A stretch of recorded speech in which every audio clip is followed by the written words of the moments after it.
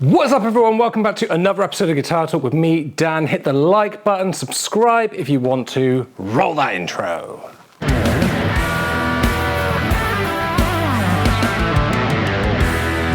What is up guys, welcome back to the channel. So today I've got the new Blackstar ID-X 50 amplifier. I know there's going to be reviews and stuff out there already, so I thought the way I would approach this is I've been using digital stuff, modeling stuff for years, and two of the biggest complaints I get from people is one, it doesn't sound as good as a real amp. Yes, it does. By the time you go through the PA and all that, yes, it does.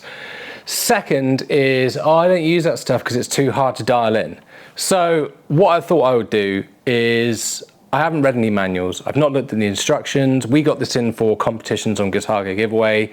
And I just thought I'd turn it on, plug in the camera and see how easy it is to use. All I've done is I've plugged the USB-C into my computer. I've turned it on just to make sure that it's all set to record so that you guys can hear what I can hear. I'm using the cab rig on the back, which is essentially their version of like mic'd up cab emulation, which in this day and age is really, really good, just so you guys get a nice clear signal. And other than that, I've not touched it. So this is what you get when you turn it on. So let's see how easy it is to get some tones. So we can see on the top of the amp, like the previous ID series, you've got 6 channels here.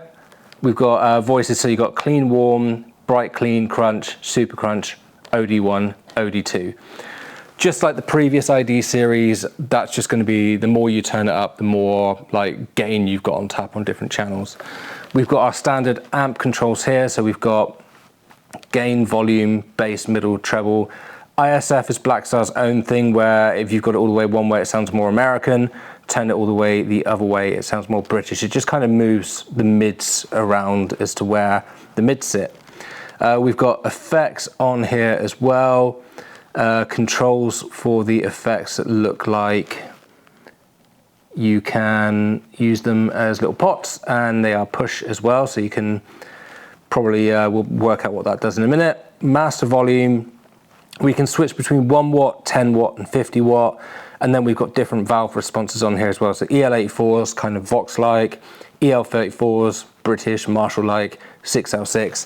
Think like more American stuff. Fenders use 6L6s, Mesa Boogies, EVH amps, that kind of stuff. Right, let's see what we can get. So we're in manual mode. So I'm assuming that means that we can just use it like a standalone amp. We've got banks and channels, so that will be so you can save different channels on the amplifier, different sounds, then you can use a foot switch to change between them. So if you want like a clean crunch and lead tone, you can save those to the different channels. Right, so we're on warm clean, let's start there. Let's turn the gain up, the volume up, let's just set everything to noon and see what we've got.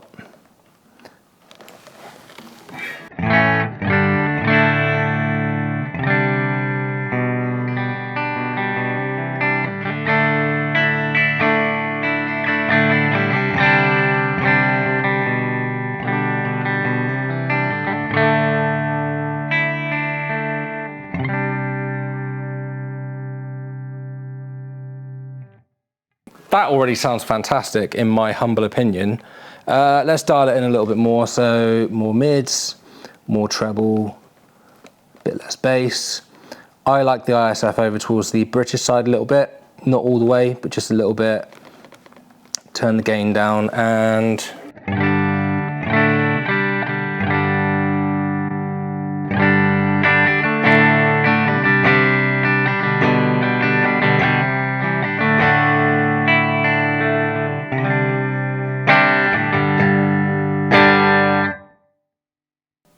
nice. I'm really impressed with how that sounds straight away.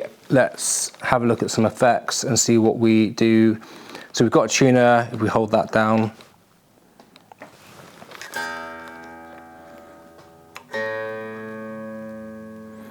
Ooh, a little bit sharp on the A. So that's really nice and responsive straight away. In case you're wondering what this wonderful guitar I'm playing is, it is my Lux Tone chopper. Chopper S, I think it is. It's not the Snapper, it's the Chopper. Fantastic guitar, absolutely love these. I thought I would use this one because we've got a range of humbucker and single coil tones on it. Let's go out of that. Reverb, right, so you can see the light comes on. We've got reverb, hall.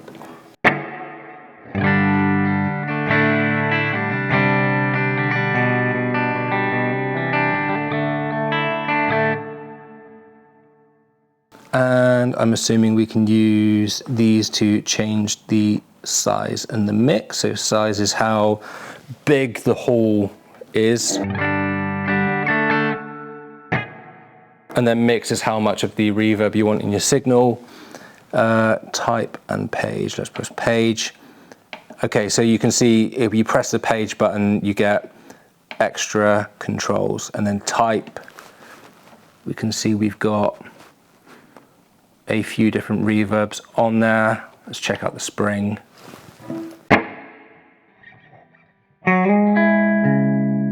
Oh, gotta do that.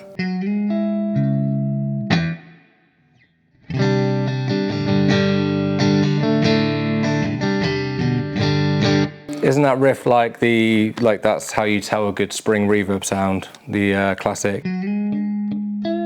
Would help if I played it properly, but yeah.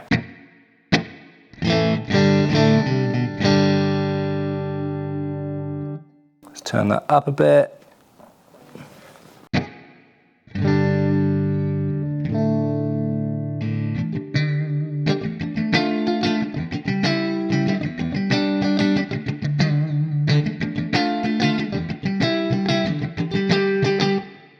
Give it a bit more grit.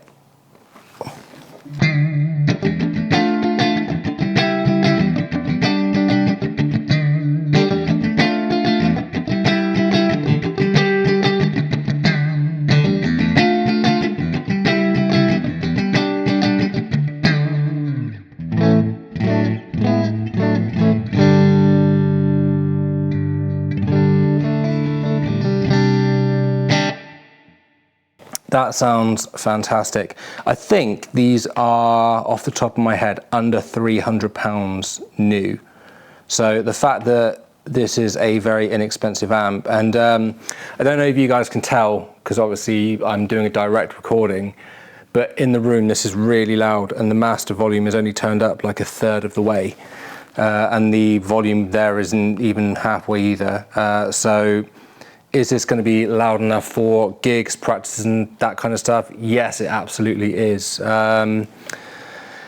Next, so Cathedral. So this is going to be like a really big sounding reverb. So we turn that up. Let's turn the mix up.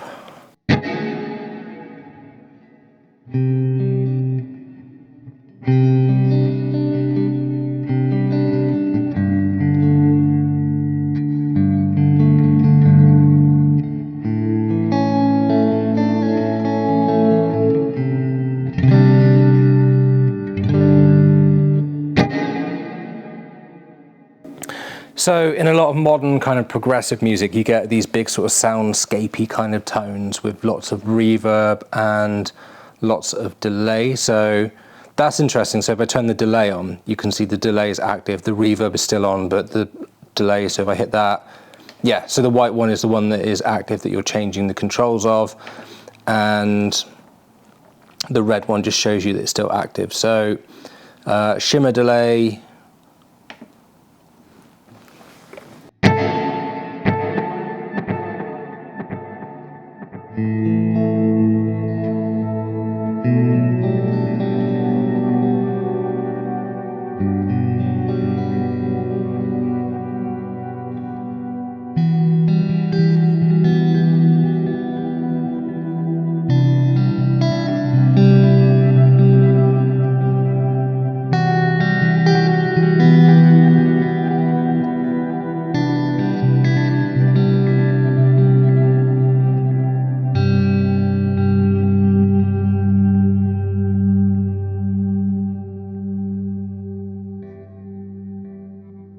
So if you want those big kind of modern soundscapey kind of tones, it's really easy to dial in, but that is not what we want. So let's just put it over to something like a classic plate and turn that size down a bit. what we got.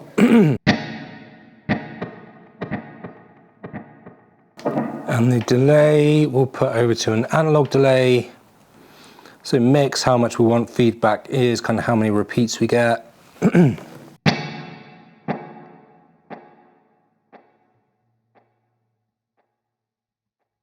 Tap tempo as well, so we can adjust the speed.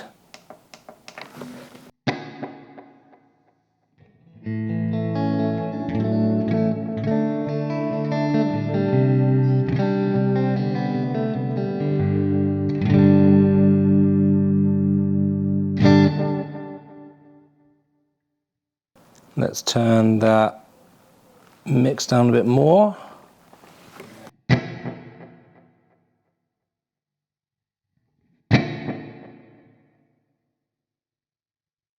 And quick look at the modulation. So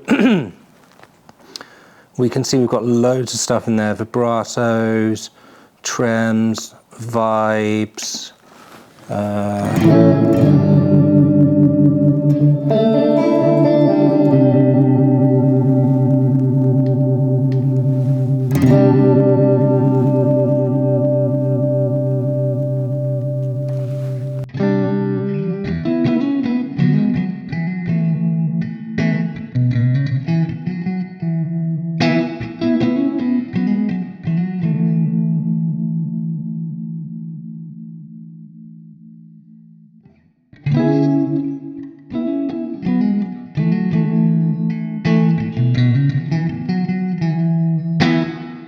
Nice, right, pre-effects, what have we got here? Boost, drive, TS, a tube screamer, clone type, wrap. So lots of fuzzes, overdrives, that kind of stuff. Let's go for a classic tube screamer, we're all familiar with that.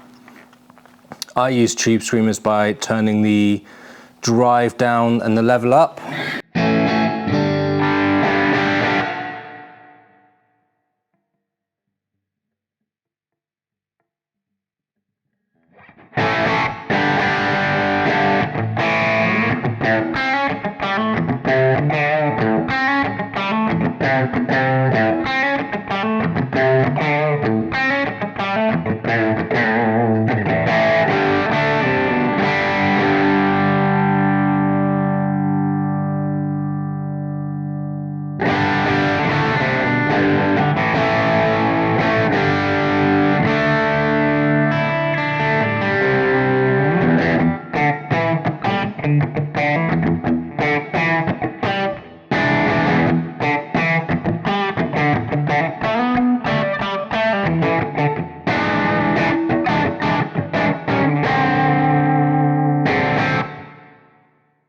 That sounds really cool. Reverb may be a little bit much in there, but the actual sound, the core tone is great. So that's really cool. Let's turn that off. We will leave the reverb on, but we'll take it down a little bit so it's not so big. Just to keep a little bit of life in there, and let's check out the crunch channel.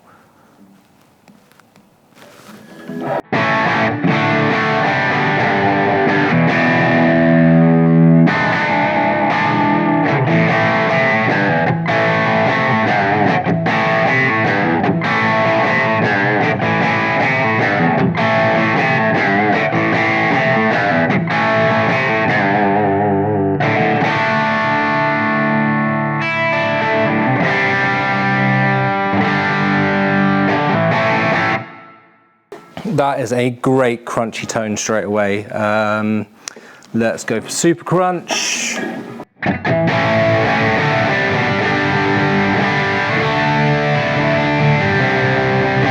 That is a huge crunch tone. Does it clean up?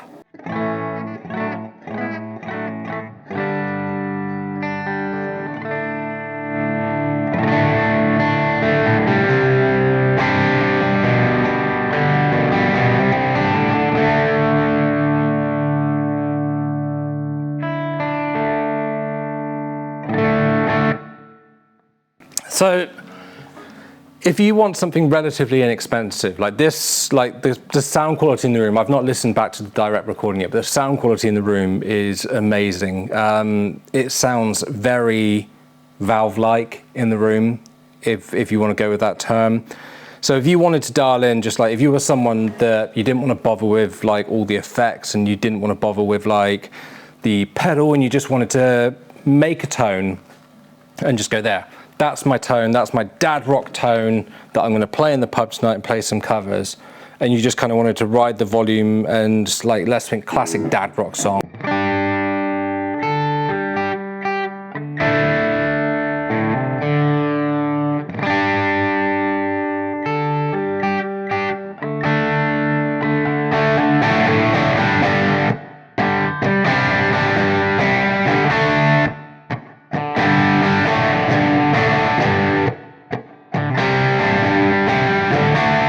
I've not even touched the volume there, so there's still...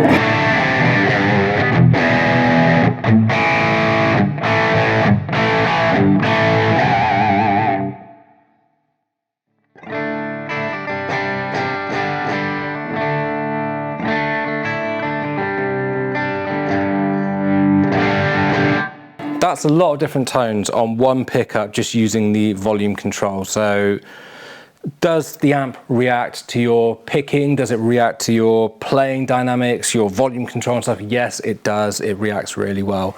Let's just jump up to overdrive 2, so the big overdrive channel. We'll go to the 6L6s and...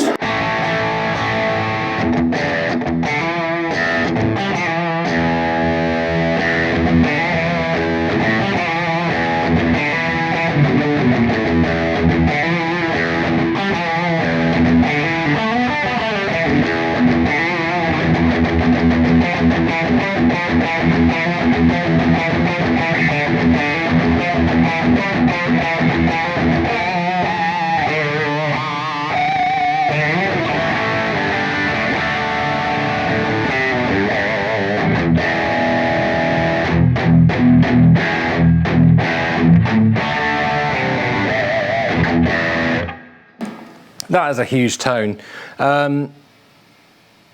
Yeah, that is very straightforward to use. There's nothing complicated that I'm doing there to get those tones. So for people who say, I don't want to use something like that because it's too complicated to dial anything in, I say, I've not read the instructions. I've literally just turned this on and I'm playing, and it's that easy to get sounds out of. Obviously you can see here, I don't know if this is going to affect the tone in the recording side of things, but I'm on 1 watt now.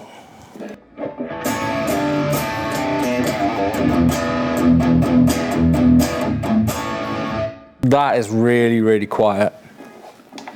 10 watts.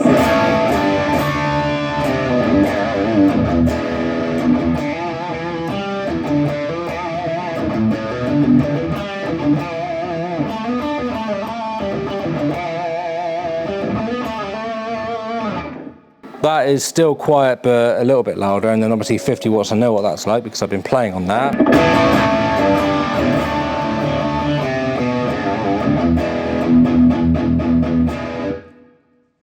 So that to me is almost like 1 watt if you are at home, sat in your living room, everyone's in bed, but you don't want to put headphones on, you just want to play a bit of guitar and get some gain and stuff. That is plenty quiet enough to hear what you're doing but not wake anyone up. 10 watts, you're at home in the middle of the day practicing, you don't want to annoy your neighbors. I mean, obviously you can turn the gain and volume and all that stuff up and down, but just makes it a little bit more in that ballpark. And then 50 watts, if you've got band practice or if you have like a gig in a pub or even a relatively large venue, that is going to give you plenty of headroom and sound to play above a drum kit without miking up. But obviously you can mic up with the cab rig stuff. You can plug straight into the PA as well. That is going to give you loads and loads of volume so that you can hear yourself on stage. that's obviously going through some basic tones. What I'm going to do now is I'm going to cut away. I'm going to load up one of my band's tracks and play along so that you guys can hear this in the mix. And yeah, we'll give that a go, see what that's like.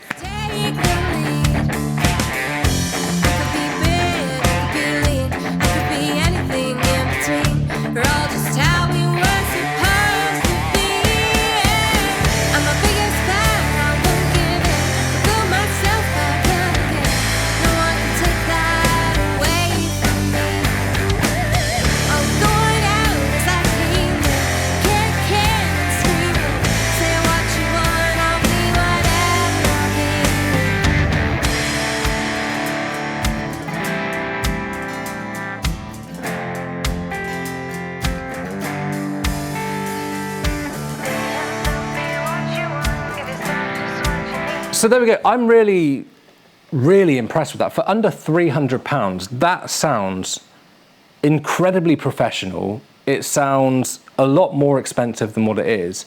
You can use that as a home practice amp, a recording interface to record at home with all of the tones that are available in there, plus messing around with all the Cabric stuff.